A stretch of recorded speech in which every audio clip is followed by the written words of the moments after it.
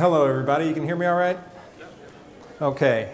First of all, I'd like to thank FreeOK for the invitation to speak to you, and at the same time wish a festering pox on them for putting me after Sean Faircloth.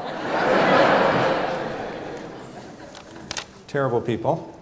Okay, usually when I talk about secular parenting, my talks range over a large number of topics. I talk about dealing with death and community and moral development and religious literacy and all these various things, look at research and statistics and so on. Today I've chosen to focus on one thing only, one question, the question that I've come to think of as the central question, the most important question in secular parenting. And it is a question I first encountered in 1999 when my son Connor, who is right there, these are my kids. My son Connor was 4, and he looked like this. He doesn't know I use this picture. But he was going to a Lutheran preschool at the time. My wife was Christian at the time. She's recovering now. And it was a good program in our area, really a good kind of low-key, brimstone-free introduction to Judeo-Christian ideas in addition to this really good academic program, good social program. I was fine with it. But I wondered for a while if it was going to be an issue at any point. And for a long time, it really wasn't. It was just fine. And then when he was 4 years old, been in the program for a couple of years, and one day he was walking up the stairs in our house, and I was behind him on the stairs, and I just said offhandedly, Connor, why are you growing so big? Just a little thing. And he did, without missing a beat, he turned around and said, I don't know, Dad, I guess God just wants me to grow. And it's heartwarming, but I froze for a second. I didn't know exactly what to say. I had thought about all sorts of parenting things, including a lot of religious things, you know, the way we were handling the balance and all this, but I hadn't really thought about how I would address it when my child made what was essentially a statement of faith to me, you know, when it was that direct. And some people would say that the answer is obvious. You know, you just say to the child, you know, funny thing, it turns out God is not real, but your dad is real, and I'm standing behind you, and I'm 6'1", and maybe that's why you're so tall. But I had an intuition that that was not what I wanted to say. That was not the ideal way to approach this. And some people would say, why not? You know, why not just own it? Tell him this. Actually, when I wrote Parenting Beyond Belief is the work of 27 contributors. And one of the contributors in that, I tried to bring together a wide range of viewpoints, including some things that I didn't fully agree with, other approaches to secular parenting. And one of the contributors said, tell your kids there's no God and be done with it, right? And that's fine. A lot of people make that work. I had an intuition that that's not what I wanted to do. I wanted to approach it in a different way. And some people will say, why? Do you think that other worldviews are as legitimate as you? Do you think that all the options are the same? No, I certainly don't. I think my worldview is better than other worldviews. It happens to be true. That's only the beginning of it. But I also think that it is stronger. I think it's more ennobling. I think it is more humane. There are all sorts of reasons to prefer it. There's also the question of confidence in my worldview. Some people will say, what, are you not confident enough in your worldview to present it to your child as fact? And quite the opposite is true. I am frighteningly confident in my worldview. I am extraordinarily grounded in it. I am confident to the point where when I get into a conversation or a debate with a religious friend, I'm very relaxed about it, even if they're not, right? I mean, they will sometimes get very flustered and defensive, and I don't anymore. That's how confident and grounded I am in it. It changes the way I see everything in the world, the fact that I have come to that conclusion. And it's put the whole universe in an entirely different perspective. This is not a small thing for me. the confidence that I have in it and what that confidence means to me. So no, as I stood there on the stairs with my son, it had nothing to do with diminished confidence in my worldview. Something else was going on. What I was struggling with was the question of whether I was raising atheists or raising freethinkers. And I mean that with a lowercase f, by the way. Freethinkers is a very interesting word, freethinker. It's the only word I know that when you capitalize it becomes its opposite, right? So lowercase f, I'm all in favor of the idea of exploring ideas openly and applying reason and rational thinking, critical thinking, and so on. But you capitalize that f and it can become dogmatic in its own way. Here's what you have to believe in order to be a freethinker. It's a very ironic statement, but I've had people essentially say that. The other aspect of this that was very important, the reason I began to tend toward the idea that I was raising freethinkers, not specifically raising atheists, is the way I was raised. My parents accidentally raised me as a freethinker, I think, is really the best way to put it. We went to church every Sunday, but it was never forced on us. We were never asked to declare something that we believed or that we were. I honestly think they were too exhausted to indoctrinate us with anything, but that's fine. It worked out well. So we had exposure to these ideas, but they also instilled something in us that was absolutely critical and I think is the most important thing, and that is a ravenous curiosity about the world. My parents made me think that there was nothing cooler than finding out about the world, than finding out what's behind the veil of our own ignorance, right? And that they went after like mad. That's what they put their energy into. Now, if you have a child who has that hunger to see the world as it really is, you can let them go. You can let them play. Give them the tools to interrogate that world. But as long as they've got that curiosity, they actually won't stand for anything that stands in the way of understanding the world. So, but I hadn't sorted all these things out yet. This is something that I did over the course of the years between this conversation on the stairs and Parenting Beyond Belief, which came out 8 years later. So for the time being, I said essentially nothing. I think I said something like, "Gil?" and then continued on the stairs. But I had 2 more kids, so I had an opportunity to do a little better. And by the time his youngest sister, Delaney, was in the same preschool, and she was 4, I had a plan. I had an approach. I knew what I was doing in terms of this question, how I was raising freethinkers. And one day, Delaney came to me and said that she had finally figured out, as she put it, the whole God and Jesus thing when she was 4. She had heard about these guys at school, but they had never explained the division of labor. That's the thing that was bothering her.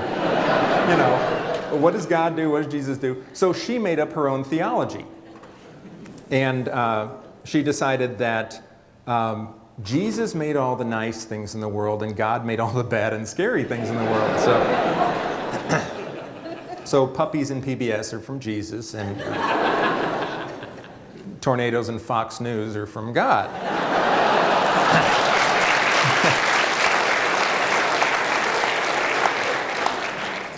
And here's the moment again. She just gave me essentially a statement of belief. She gave me a theology. What do I do? And what I said was, cool, I never thought of it like that, right? And then I said, keep thinking about this, and the next idea you get, I want to hear that one too. Now what that did, first of all, I told her it was cool to be asking these questions, because it is, right? These are the greatest questions you can ask, all this stuff.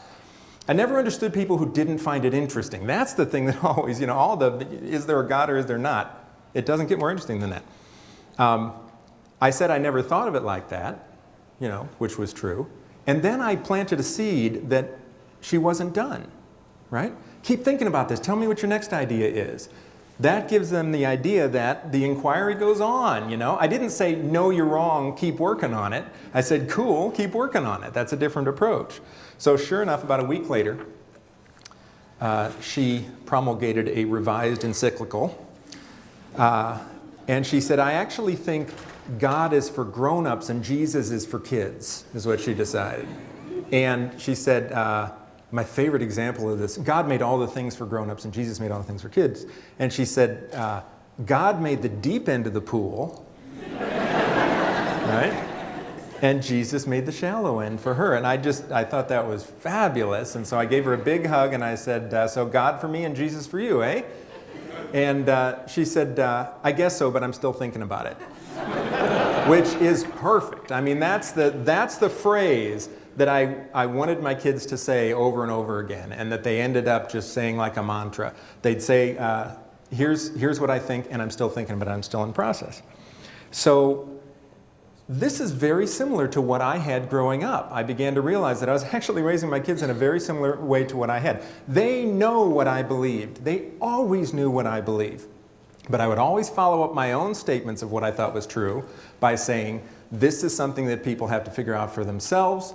You should talk to people who believe different things. Go talk down the street, talk to Grandma Barbara. I know that she thinks that Jesus did rise from the dead or whatever it is. And then you get to make up your own mind. That's the message my kids got over and over again. And I said, and you can change your mind 1,000 times if you want. Change it as often as you want. Kids never get that message. It's the simplest message in the world. And that's one that people don't hear. Not only do you get to make up your own mind, but then you don't have to set your feet in cement. You know, change again and change again as you keep getting new ideas and new evidence. The result of this kind of worldview experiment is, instead of handing my kids a finished package of atheism, right? Hey, guess what? Good news, you don't have to do all the work on this. I gave you a worldview. Here it is. Thanks, Dad. You know, then the result is they're standing on a foundation that they didn't construct themselves. And everybody knows how this is, right? If somebody tells you something, that's one level of engagement and one level of understanding. But if you come to it yourself through your own process, it's much deeper. It's much more profound. That's what I want my kids to have. My worldview is the way it is. I'm confident in the way I am, because I placed every brick in the foundation I'm standing on. Nobody taught me atheism. Nobody handed me atheism, right? I went out after the world and said, I'm going to try to figure this thing out. And I looked at religion and I looked at science and I went all through this, like most of the people in here probably did. Most of you were probably not handed atheism. As a result, you probably share with me this tremendous confidence, right? This peace of being on a foundation of your own construction. If I hand it to my kids as a finished thing, it's all full of holes. They don't know what the bricks are, right? And that means the wind is going to come along of somebody who, says Jesus this and Jesus that, and it can knock them right off of that foundation. They're much less sound. I want my kids to have a sound foundation for it, not just the answer itself. Okay. Now, and I'll talk about Aaron in just a minute, my middle child. Yeah, you okay? I want to just put up on the screen for a second the other way of approaching this.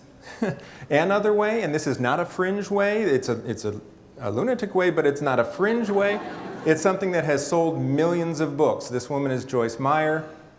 Weirdly lived about 3 miles from my mother for many years in her complex. She has a lot of complexes. But in this book, Battlefield of the Mind for Teens, she talks about, sold over 1 million copies, this one book. And she talks about how to help kids not think for themselves. Here's a passage. Satan will look for your child's weakest area and attack at that point. He will attempt to fill your child with worry, reasoning, fear, depression, and discouraging negative thoughts. And I saw that, and I went, did she really put reasoning in the devil's toolkit?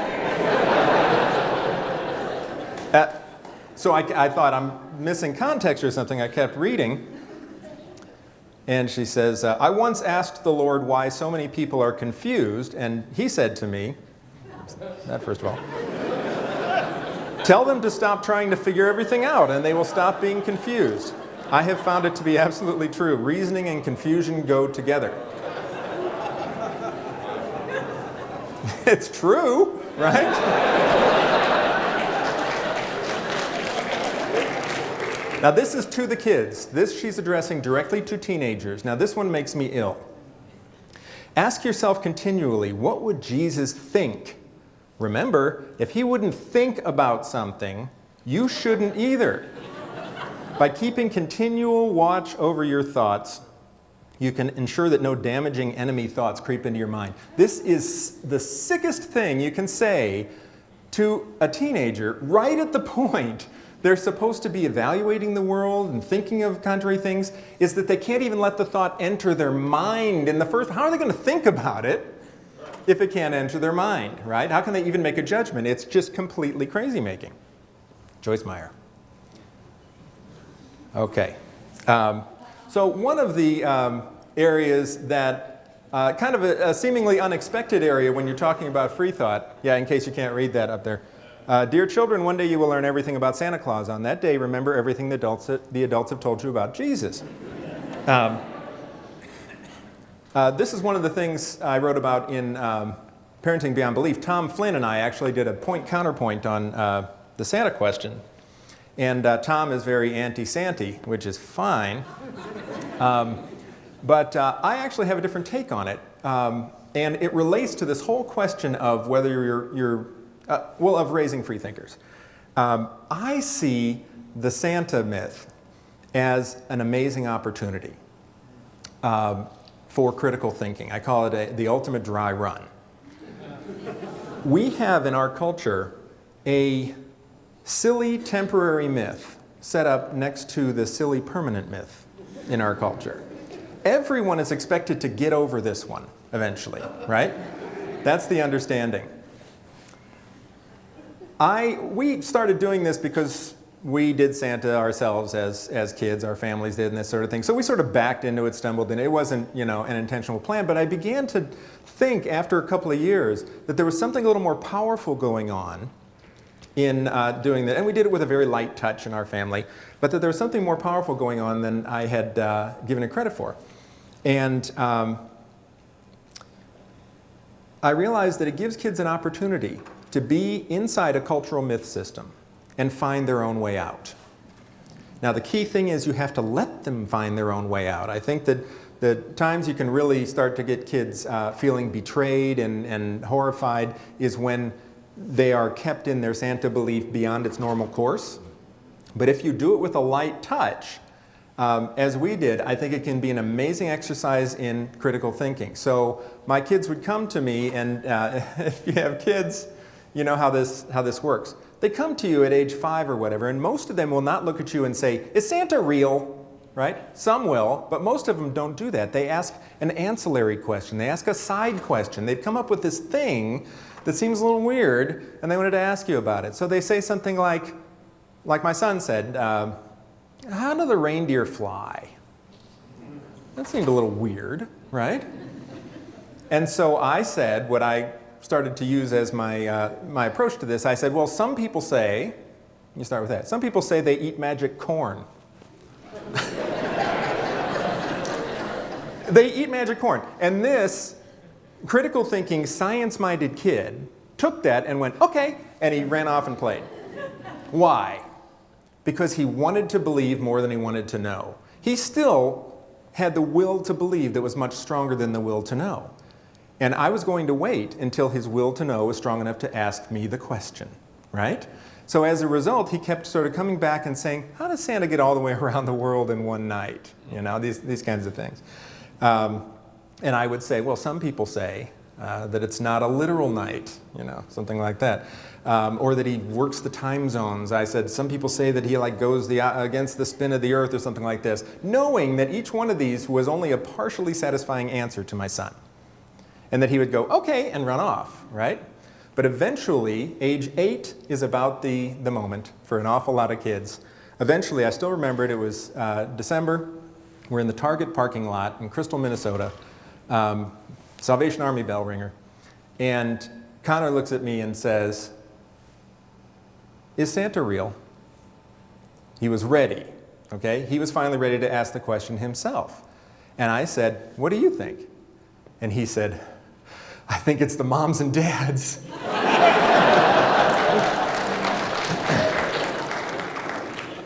And this is the moment when you have to get it right. When you say, you did it. that's great. You figured that out. You looked at all the clues and you figured it out, and he just beams. He's so proud that he figured this out. And he said, oh, good.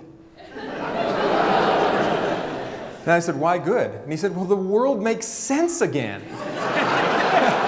Because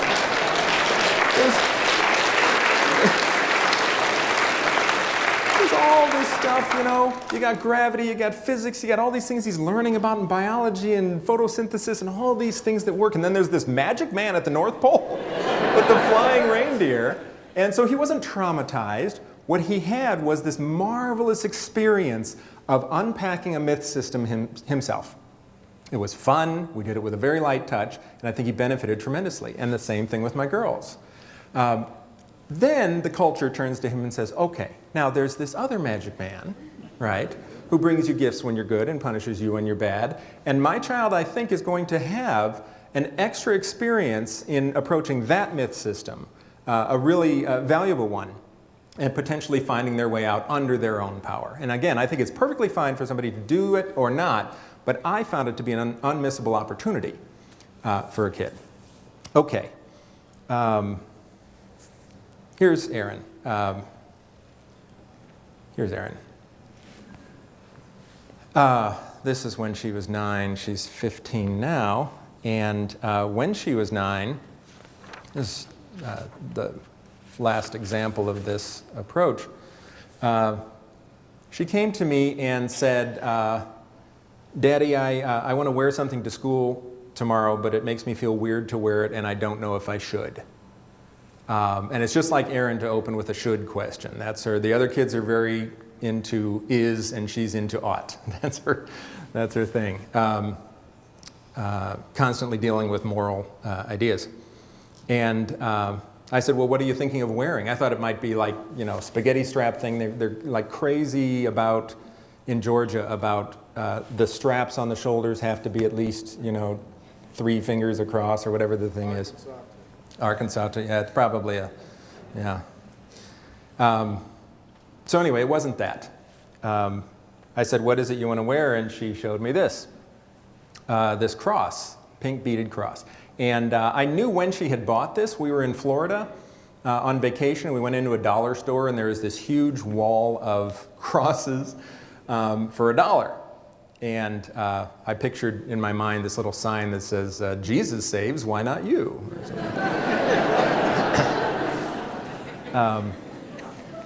But I said, why does it make you feel weird to wear it? You know, I didn't want to assume right from the beginning that I knew what she was feeling. I assumed it had to do with me, right? Her secular dad. She thought, oh, is this going to weird you out if I do this?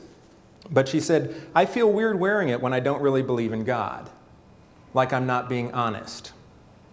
But I just like to wear it. Now, this was the interesting thing. A lot of people would wear a cross in order to be thought to believe in God, right? But that's exactly what was bothering her.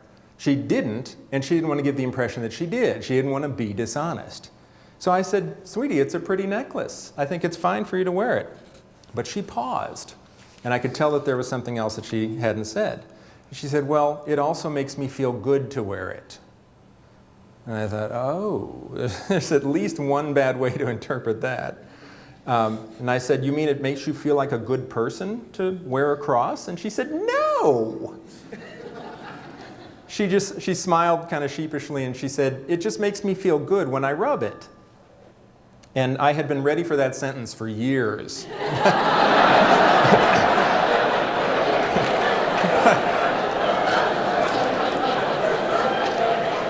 But the context was all wrong.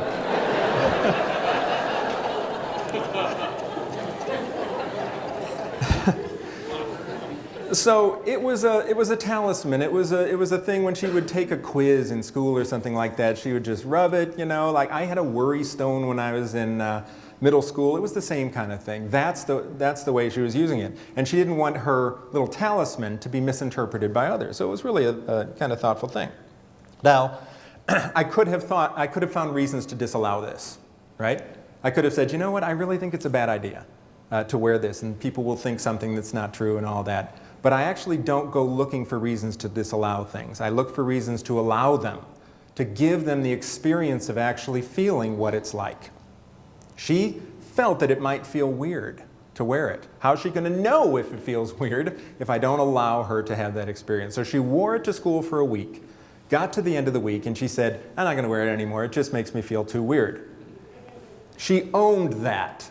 There's a brick in her foundation. There's something she was standing on that was solid. And if I, at the beginning of the week, had forbidden her to wear it or something, said I don't think it's a good idea, she wouldn't have worn it, and she wouldn't have earned anything in terms of experience and knowledge. That's the difference in the approach. Okay. Now, just one closing thing, and then I'll open it up to questions. A Christian friend of mine once asked me what irritated me most about religion. And I thought that was a great thing to ask. And I thought about it for a while. And I've actually answered this question in different ways at different times in my life. But at that point, I said something that I still think is one of the things that bothers me most. It's the incuriosity in religion. It's the fact that it allows people to not really be so curious that you'll burrow through things that make you feel good, that you'll burrow through the magic corn, right? When somebody gives you that answer and say, wait a minute, magic corn, and continue burrowing because you're so hungry to know what's real. I said, that's the thing that really gets me. The universe is an astonishing, thrilling place to be, right? No matter what. If there's a God, it's amazing. If there's no God, it's amazing. I don't have to worry about it. I just want to know which it is, right? So I want my kids to have that hunger. And I want them to pursue a worldview as a free thinker with a lowercase f. I want them to pursue it so that they're going to end up owning it. And if religious ideas illuminate reality, they will accept those ideas. But if instead they seem to obscure reality, as I think they do, they're just going to bat the damn things aside because that's the way, that's the hunger that they've had all the way along the way. They are going to own their worldview. They're going to be actual free thinkers no matter what their eventual conclusions are. Okay, thanks very much, and I'll take questions.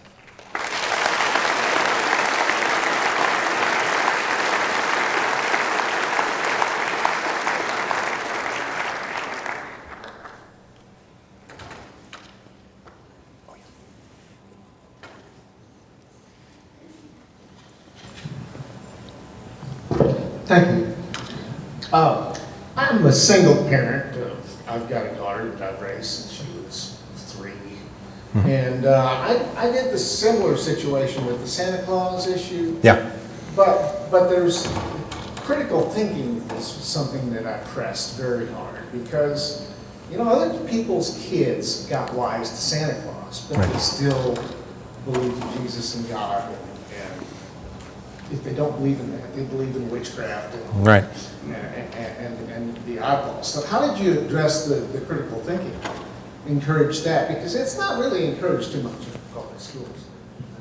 You know, that's true. Well, one of the things that frustrates me, my wife is a public school teacher, and one of the things that frustrates both of us is that critical thinking is woven into the curricula of just about every public school district in the United States. It just doesn't find its way into the classroom, but it's there in lip service. This whole thing ended up being a critical thinking exercise. One of the things that I think we need to be comfortable with is allowing our kids to think uncritically along the way. You know, allowing him to accept a ridiculous answer like that, like the magic corn, and run off and play. And I'm just going to say, all right, you know, at some point he's going to come back because he's got that hunger, because and we valued critical thinking from the beginning, and we've talked about critical thinking since they were, you know, as early as they could possibly think about the concept. But we always talked about it as a tool for actually understanding what in the world is going on. So in this case, it was just a matter of letting it play out and letting finally that hunger overwhelm his desire to believe. And it did. And once he did, the satisfaction of it, the tremendous, anybody who's had a child, you know, kind of express that beaming satisfaction when they figure something out like that, knows what I'm talking about. But I think it's a willingness to let them be uncritical along the way, and then let their hunger kick in. You know, I don't want the correction to always come from me. This is what it amounts to. If you're constantly correcting them, well, now wait a minute, think about that. Oh yeah, you want to do that, but with a very, very light touch. You want them to drive it. You want it to come from them, and that's when they're going to really own it. Hello. Hi. I'm curious for my own future parenting note-taking, how you would have responded had you received the question from your daughter of "it feels good when I rub it," Yeah. In the context you had anticipated, how would you have answered that? Oh, you know what? There's a talk coming up that's going to be. But how would I answer it? Actually, I did in one form or another that has come up with my kids, and I think it's very important to anticipate it so that you do treat it the way it deserves to be treated, which is as an absolutely natural human thing, you know, that it's not necessarily something that you do, you know, on the school bus. You know, that it's something private, but that there's nothing in the world wrong with it, and that our bodies are actually evolved for that to feel good. You know, that's you tie it into, you know, it's amazing what you end up tying into biological evolution once you really understand evolution in depth. That there's a reason that feels good, and one of the things we've talked about ethically all the time is you know, the harm principle. If someone is harmed by something, it's, you know, that might be a bad thing. But if no one is harmed by it, and no one's harmed by that, then have a ball, you know? I mean, and it's just amazing how simple and obvious that is once you get kind of our acculturation out of the way. But I think you really have to anticipate it as a parent so that you can be, you know, very natural. And not introduce anything into their heads that it's something to be ashamed of or something wrong.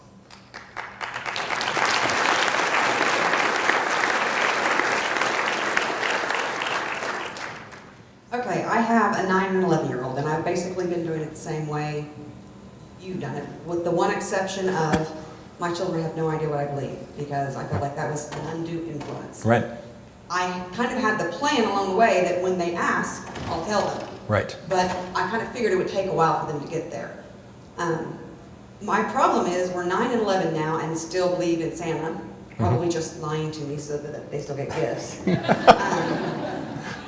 My concern is I have one that's very much a follower. Yeah. And he talks about it a lot and asks to go to church a lot and Yeah. asks to wear crosses a lot. And we talked about the really close people in my life who are atheists and that sort of thing.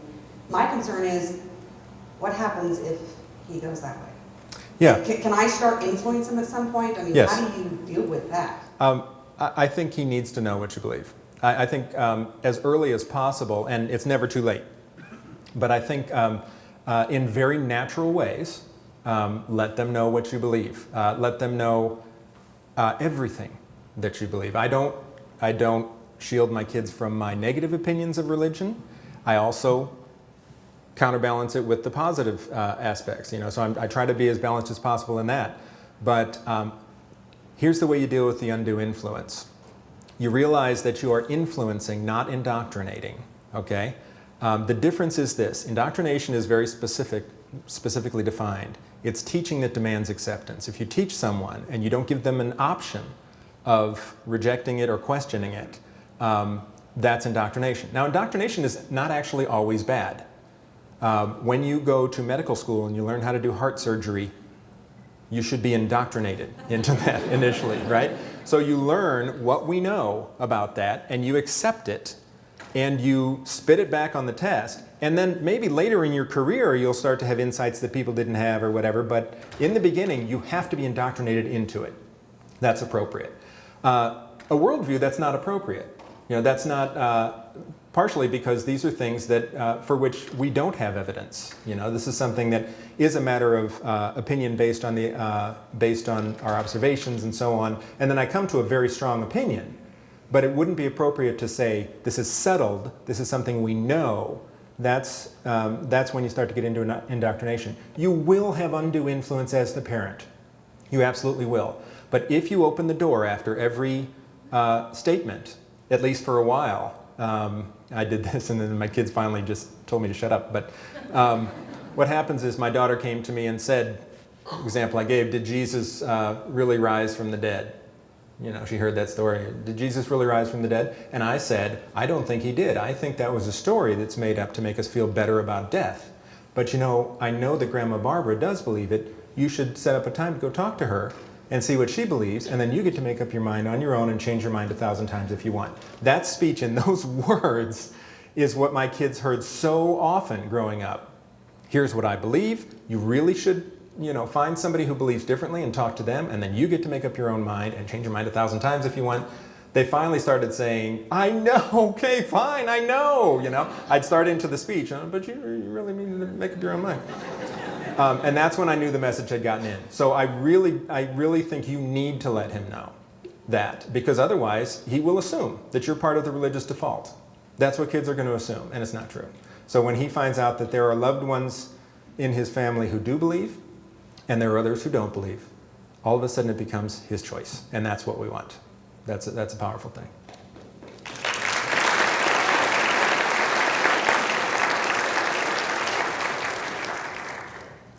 This question may become redundant, I guess, since we've been asking it so much, but what advice do you have for those of us with young family members, nieces, nephews, cousins, who have already been indoctrinated, or will soon be?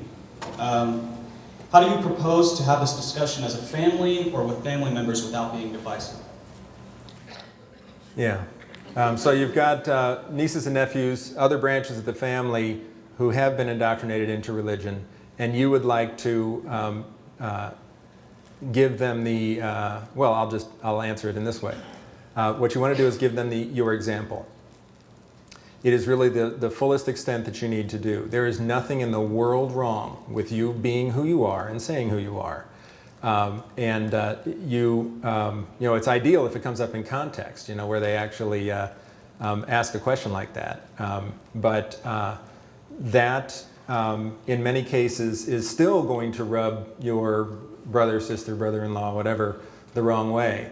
But that's an entirely defensible thing. And at that point, that child has another intelligent loved one in their extended family who has a different point of view. It's amazing how powerful that is. Most kids grow up thinking that everyone around them believes exactly the same thing. If they can have one person in their family who is a decent person, a loved one, who has a different worldview, you've broken the ability to indoctrinate that child as effectively. So be that person. In any way that you can in your family, simply be out and normal, right? I mean, that's really what it takes. You're a lovely person and you're out, you have this other worldview. That's a tremendously powerful thing for a kid to see. That's what indoctrination tries to avoid, right? You got to get all other voices out of the way so that they don't see any other possibilities. You want to break through that in the gentlest way you possibly can by simply being out to your family. I had a question. I know you kind of touched on it a little bit with the story of Jesus coming back to life and everything like that. I'm about to be a first-time mom, so I'm really curious about how to approach a bunch of things. But one thing that has really gotten me curious is how do I explain death and what happens afterwards? I mean, obviously nobody knows for sure, unless somebody's died and come back to life. But obviously that doesn't happen. But what's the best approach or the best advice that you have for how to approach that? Yeah, this is the big one. I mean, there's no denying that this is the most challenging thing about being human. It's not just a challenge for atheists. This is the first thing that we've got to say. This is a challenge for being human. The least fair thing about our existence is that we die. That's bullshit, I mean, to be a conscious being and to be evolved to fear the end of your life and then to know that it's coming anyway is just wrong. And so I can completely understand how religions have grown up to simply say, that's not okay, that's not all right with me. So, but the thing to realize is that religious people struggle with death every bit as much as we do. Why do we pretend that the religion cures the fear of death? It really doesn't. When people go to funerals, religious funerals, they cry. When they find out that somebody has a terminal illness, they cry. They pray like mad. They don't want this person to die. They are also afraid of death. What we have to do is we don't have some of the wallpaper that they've got, but we're actually in a position to address it not only more honestly, but I think in a way that's more profound. my youngest, Delaney, hit this when she was 6, when she was really suddenly thinking about death and talking about it and really scared. One of the things I said is, well, some people believe you go to heaven. So I did the same thing we did with Santa. Some people believe you go to heaven. And she was already at a point then where she goes, what else you got? Pretty much. But I wanted to leave that open. You might choose something different from me. And I said, well, sometimes I think about death and I'm scared. And when I do that, I realize I'm not thinking of it in exactly the right way. Because this is the wonderful Epicurean thing. I said, how scared were you 100 years ago? And she said, what do you mean 100 years ago? I wasn't anywhere 100 years ago. And then she went, and she put it together right away. She said, it's the same, right? And this is the Epicurean, or the Lucretian symmetry, that's what it is. We didn't exist for billions of years before our birth, and we won't exist for billions of years after our death. There is no difference between those two things. There's literally no difference except our ability to anticipate the next one, which is, that's a difference. Meditating on that idea and talking to my kids about it has done more to cure me and them, I think, of the fear of death than anything. That is the most powerful idea we've got, that one. The fact that we've already been there. Right, in a very real way, and really understanding what non-existence means. That it's not me floating in darkness forever, which is what I thought of death as when I was a kid, me floating in darkness. That's not what it is. When you really understand that it's where you were before you were born, that's a very, very powerful idea. So that's my main recommendation. The other one I do that I'll talk about in the workshop, if anybody's coming to that tomorrow, is we talk a tremendous amount about how lucky we are to be here at all. And the Richard Dawkins passage from Unweaving the Rainbow is one of the best things that anybody has ever written, in which he says, it starts with, we're going to die and that makes us the lucky ones. And he talks about the statistical unlikelihood that you would ever have been born, that there are basically quadrillions of people standing behind you right now who were possible combinations of DNA but never were born, and instead you are here in their place. You should not be here statistically, right? You won the biggest lottery in the universe by being here at all.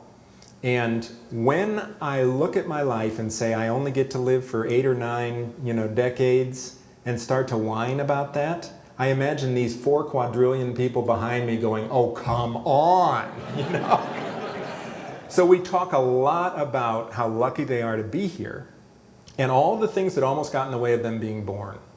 This is something my kids adore. We tell stories about things that actually almost delayed my wife's first pregnancy or whatever it is, and they always get these eyes like they just got hit by a train and they realize that they were almost not born. We were all almost not born in 1,000 different ways. Those are the things that can flip the whole question on its head. And you can actually, instead of thinking about death in quite the same way, you are just being amazed that you're here at all. That's a very different approach. Yeah. Others? Teacher influence and school curriculum influence. What is your opinion on that and how do you tackle that? Religion in schools? Teachers. Yeah, teachers. You got any of that here? Is that a thing? Now, I live in Metro Atlanta, the Metro Atlanta area. It's in the South, but it's not in the South. It's called the Yankee City of the South. And we still have problems with this, that'll come up once in a while, even in a relatively diverse area. This is another thing I talk about at length in the workshop, but one of the two main things you do when you approach a school, you've got a problem, teacher is giving extra credit points for memorizing Bible verses. This is one of the things I've heard. Or having kids lay hands on another child who failed a test. Okay, everybody come around here, lay hands on them, and Jesus is going to help them do better on the next test. You're going to be kidding. That's actually wrong. But the way you approach it can take all the attention off the thing that was done that was wrong. What you want to do is approach it in a way that keeps a laser focus on that thing. There are two things you want to do. One of them is to make it as broad as possible, an issue. This is not an atheist issue. If you go into it and say, I'm an atheist and I'm offended because they're praying in the classroom, you've drawn this tiny little circle around your feet, and you're not going to get a lot of attention. But if you go in and say, you know what, very calmly, because you don't want your tone to become the issue, right? You go in and say, there are Jewish students in the school, there are Muslim students in the school, there are people from all different, and I am an atheist.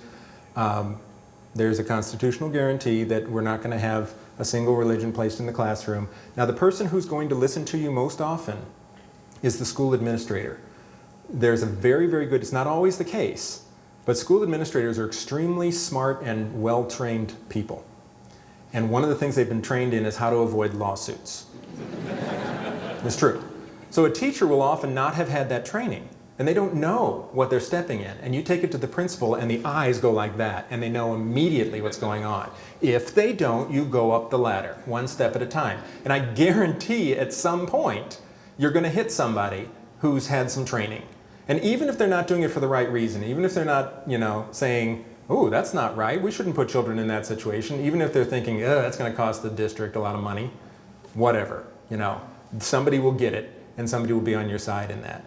The other thing that you always want to do relates to that, which is know that you have allies in the school. And if you go in with a flamethrower, if you go in and just say, this school is ridiculous, and you go to the media and you go over everybody's head and all that sort of thing, there are a whole bunch of people who would have been on your side, and they now have to circle the wagons around the school. That's what happens. Instead, you have to know, when I had an issue with Delaney in her elementary school, and I went into the principal, he was fantastic. He was phenomenal. He recognized the problem right away. He fixed the problem. He reported to me afterwards. He said, I don't want to see this happen again. Well, 2 years later, he moved on to another school, and he sent me an email and said, by the way, I'm a humanist. I'm a secular humanist. And I couldn't say anything during that time, but I was entirely on board with what you were saying. So that's, you have allies in there, whether they're humanists or not. You have allies in those situations, and you don't want to alienate them with your approach. Okay. Our microphone.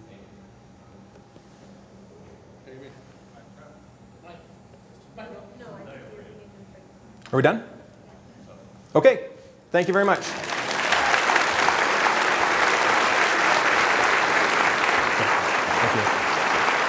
Thank you.